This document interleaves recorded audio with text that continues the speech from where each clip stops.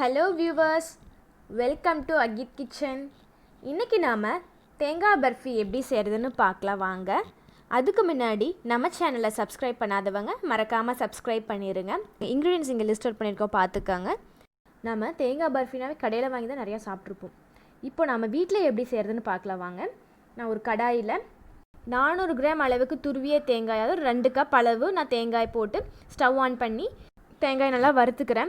இந்த மாதிரி ஒரு 10 நிமிஷம்லேருந்து 15 நிமிஷம் வரைக்கும் நம்ம வறுத்துட்டே இருக்கணும். அது இருக்க தண்ணியெல்லாம் சுண்டி அந்த ஸ்மெல்லே நல்லா வரும். அப்போ நீங்கள் ஸ்டவ் ஆஃப் பண்ணிவிட்டு இன்னொரு கடாயில் 1 கிலோ சர்க்கரை இதுக்குள்ளே போட்டுக்கிறேன். நான் வெள்ளை சர்க்கரை தான் எடுத்திருக்கேன். உங்களுக்கு வேணால் கரும்பு சர்க்கரை கூட நீங்கள் எடுத்துக்கலாம். நான் 80-90களில் செஞ்சுருப்பாங்கள்ல, அந்த மாதிரியான தேங்காய் பர்ஃபி தான் நான் செஞ்சுருக்கேன். இப்போ நான் 1 டம்ளர் தண்ணி இதுக்குள்ளே ஊற்றிக்கிறேன். உங்களுக்கு நீங்கள் எவ்வளோ சர்க்கரை எடுக்கிறீங்களோ அதுக்கேற்ற மாதிரி தண்ணி ஊற்றிக்கோங்க.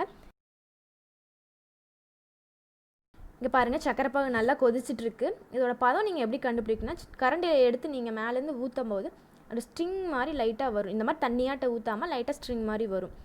அதுக்கப்புறம் இல்லை ஒரு கம்பி பதம் வரல, எனக்கு தெரியல எப்படி பார்க்குறதுன்னு தெரியலனா, இந்த மாதிரி தண்ணி ஊற்றி அதுக்குள்ளே அந்த சர்க்கரை பாகு ஊற்றுனீங்கன்னா நல்லா உருண்டு வரும். இங்கே பாருங்கள், இந்த மாதிரி உருட்டி பார்த்தீங்கன்னா உருண்டு வரும், கரையாமல் உருண்டு வரும். இதுதான் கரெக்டான ஸ்டேஜ். இப்போ நாம் சிம்மர் பண்ணிக்கணும். அதை ஸ்லோ பண்ணிவிட்டு நாம் வறுத்து வச்சுருக்கோம்ல அந்த தேங்காவை உள்ளே போட்டு கலக்கணும். இந்த மாதிரி ஒரு 5 நிமிஷம் நல்லா கிளறி விட்டுட்டே இருக்கணும் தேங்காவை. அப்போ தான் சர்க்கரை கூட நல்லா மிக்ஸ் ஆகும். இந்த மாதிரி நல்லா கொதித்து வரணும். கொதித்து வரும்போது சிம் பண்ணிவிட்டு அதுக்குள்ளே ஒரு 30 கிராம் பொட்டுக்கடலை போட்டுக்கணும். 30 கிராம் நிலக்கடலை போட்டு நல்லா கிளறி விடணும். உங்களுக்கு பொட்டுக்கடலை வேணாலும் அது மட்டும் போட்டுக்கலாம், இல்லை நிலக்கடலை வேணால் அது மட்டும் கூட போட்டுக்கலாம், இல்லை ரெண்டுமே கூட இந்த மாதிரி போட்டுக்கலாம். இப்போ நான் ஒரு 3 டேபிள் ஸ்பூன் அளவுக்கு நெய் ஊற்றி இது கூட கிளறி விடுறேன். அப்போ தான் சூப்பர் டேஸ்ட் வரும். அதுக்காகத்தான். இங்கே பாருங்கள், இதுதான் கரெக்டான ஸ்டேஜ். நல்லா கொதிச்சு வந்துருச்சு. நம்மளோட டேஸ்ட்டான தேங்காய் பர்ஃபி ரெடி ஆயிடுச்சு. நான் ஸ்டவ் ஆஃப் பண்ணிக்கிறேன். நான் ஒரு பிளேட்டில் நெய் தடவி அதில் ஊற்றிக்கிறேன். ஊற்றி ஒரு 10 நிமிஷம் கழித்து இந்த மாதிரி கட் பண்ணி விட்டுறேன்.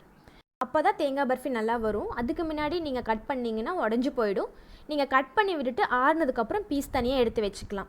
நம்ம 80s and 90s கிட்ஸோட ஃபேவரட் தேங்காய் பர்ஃபி ரெடி ஆயிடுச்சு.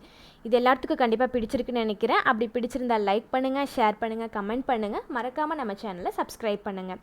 தேங்க்ஸ் ஃபார் வாட்சிங்.